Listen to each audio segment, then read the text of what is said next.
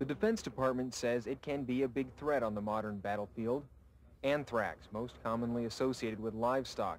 And the type that worries those military leaders most is the type that is inhaled. Sometimes people refer to as very early stages as something like a common cold. But then the person goes downhill very quickly. Because of the potential anthrax threat, last year the Defense Department ordered vaccinations. And one of the first in line was Chief Master Sergeant of the Air Force, Eric Benken. Despite isolated protests, the vast majority of medical experts endorsed the vaccine's use. And despite charges that the so-called Gulf War syndrome and anthrax are connected, Huxell says that's just not true.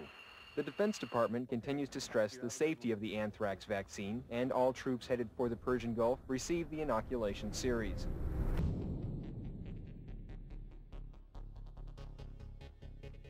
We had all the problems from immunizations. Our team was tasked to put together the anthrax vaccine program in theater. But we were also ordered, do not record lots, batches, doses, who got them, what their reactions were, when they got them, or how many they got. Direct orders. There's enough paperwork right now to prove there is a Gulf War illness, and there's certain medicines that control it, and that's all they're doing right now is controlling it for a few. Staff Sergeant Mark Zeller was a member of Special Operations in the 18th Airborne Corps. He served in the Iraq-Iran War, Desert Shield, and Desert Storm campaigns. And we're all forced to roll up our sleeves and pull down our pants and get shots in the gluteus and in the tricep muscles of our arms. We all started getting sick, but we didn't think nothing of it because our flight surgeon was telling us that it's hygiene that's getting us. We're all not taking baths every day. It's like maybe once a week or once every 3 days. And that hygiene was supposedly getting the best of us, so we didn't think anything of it after that. They punched us with all these different vaccines, supposedly to protect us, and knowing that, some of these had never been tested on humans. My neck bones are degenerating. My lower back's degenerating. No one knows why. They want to go in there and scrape it and biopsy it. I'm like, I don't want to be in a wheelchair afterwards. It's pretty damaging to a guy that used to be in special operations and jumped out of airplanes for a living. So.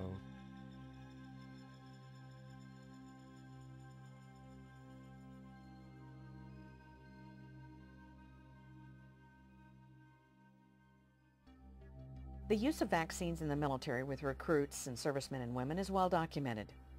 What is not well known is the relationship between the Department of Defense and pharmaceutical companies who have a vested interest in the widespread use of vaccines, what is contained in the vaccines, and just how many of those vaccines that were given that were in fact experimental.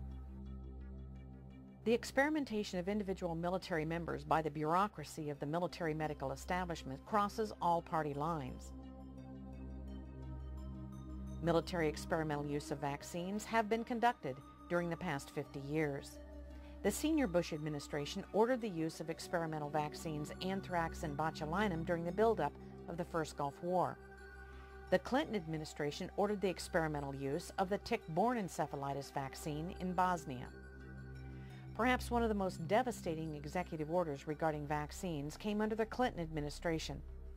Executive Order 13139 essentially orders the use of experimental vaccines and/or drugs at any time without the service member's consent to be given to anyone in the military as long as the President or the Secretary of Defense approves.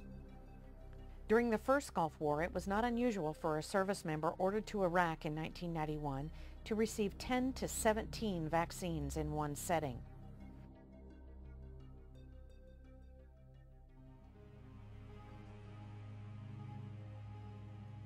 Thousands of U.S. and coalition military personnel who served in the Persian Gulf War are now seriously incapacitated from unknown causes. One common thread for all military personnel were the vaccines. Many of those who did not deploy became ill also.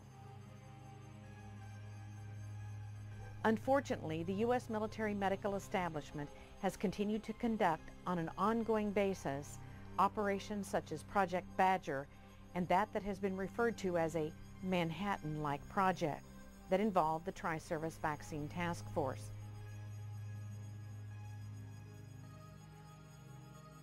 Credit for the best vaccine research should go to Gary Matsumoto in his acclaimed book entitled Vaccine A. Matsumoto concludes that the government covertly experimented on troops using squalene, which is an oil-based booster used to make vaccines stronger. Squalene has only been approved for use in experimental AIDS and experimental malaria vaccines. Since a large percentage of U.S. forces tested positive for squalene, it has led many individuals to believe that the anthrax vaccine could have been a primary clinical trial for an AIDS vaccine experiment. What the DoD should have disclosed to the troops is that squalene causes life-threatening diseases such as lupus, crippling arthritis, and multiple sclerosis. On May 11, 1999, at an Air Force briefing held at Dover Air Force Base, Air Force Surgeon General Charles H. Rodman II denied the use of squalene in the anthrax vaccine. He was backed up by Army Colonel Arthur Friedlander. However, 6 weeks later, the FDA identified the presence of squalene in 2 separate vaccine lots. With the reintroduction of the anthrax vaccine prior to the Second Gulf War, up to 50% of Air National Guard pilots resigned rather than take the deadly vaccine. To this date, the Department of Defense continues to give the anthrax vaccine to U.S. military.